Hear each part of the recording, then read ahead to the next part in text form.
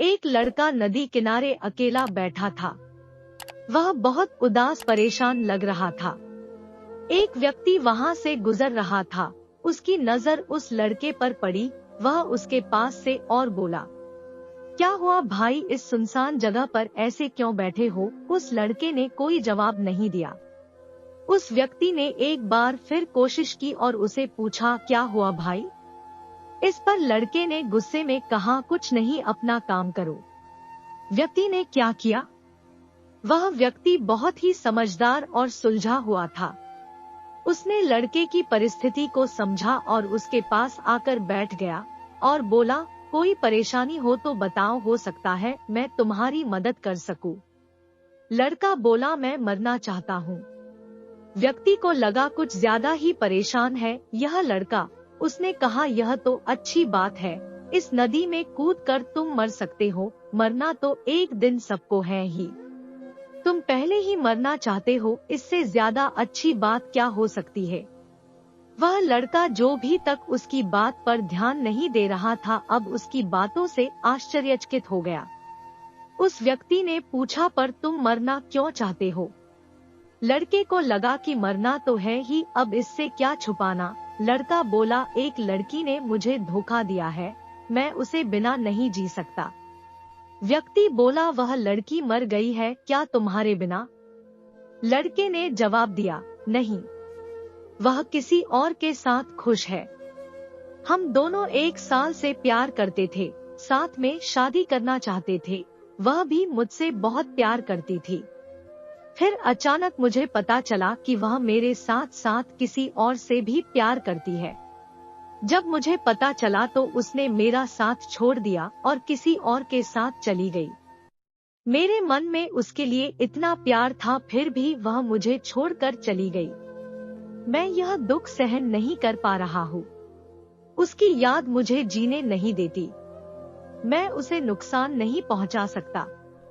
हो सकता है मेरी मौत से उसकी आंखें खुल जाए और वह मेरे प्यार को पहचाने।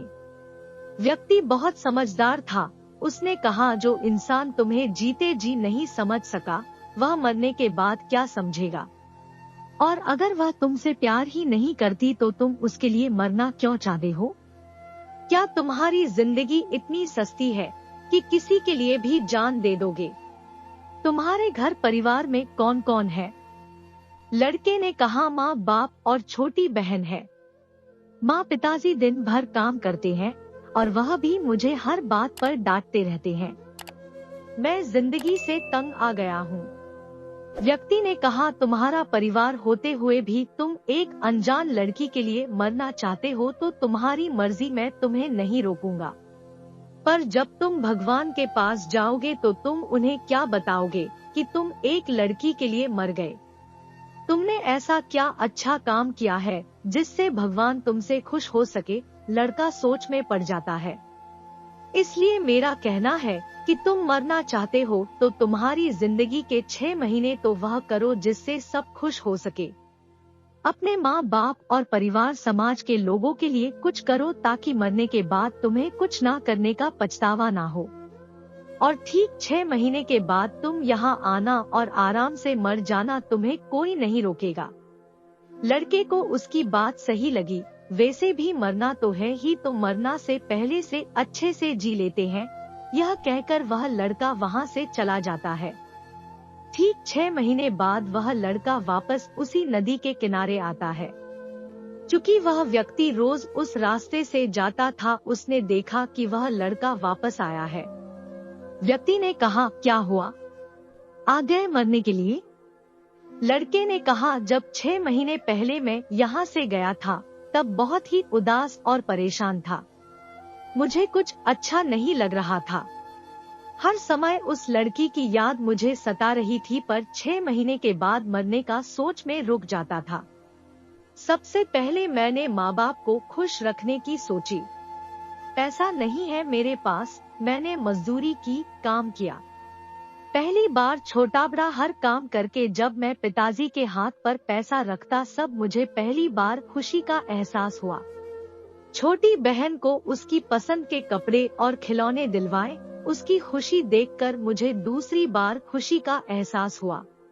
जो लोग मुझसे बात करना पसंद नहीं करते थे, मैंने उनको भी मना कर सामने से बात की और सबसे दुश्मनी और मनमुटाव खत्म किया। तब मुझे खुशी का एहसास होगा। दोस्त, परिवार, समाज में मैं इतना घुल मिल गया कि कब यह 6 महीने निकले मुझे पता भी नहीं चला। इन 6 महीनों में मेरी जिंदगी बदल गई। मुझे उस लड़की कभी याद नहीं आई। वह व्यक्ति मुस्कुराते हुए बोला, तो अब यहाँ क्यों आए हो? लड़के ने कहा, आपका धन्यवाद देने। जब मैं मरने के लिए आया था तब आपने ही मुझे सही राय देकर मुझे मरने से ही नहीं बचाया बल्कि मुझे नई जिंदगी भी दी।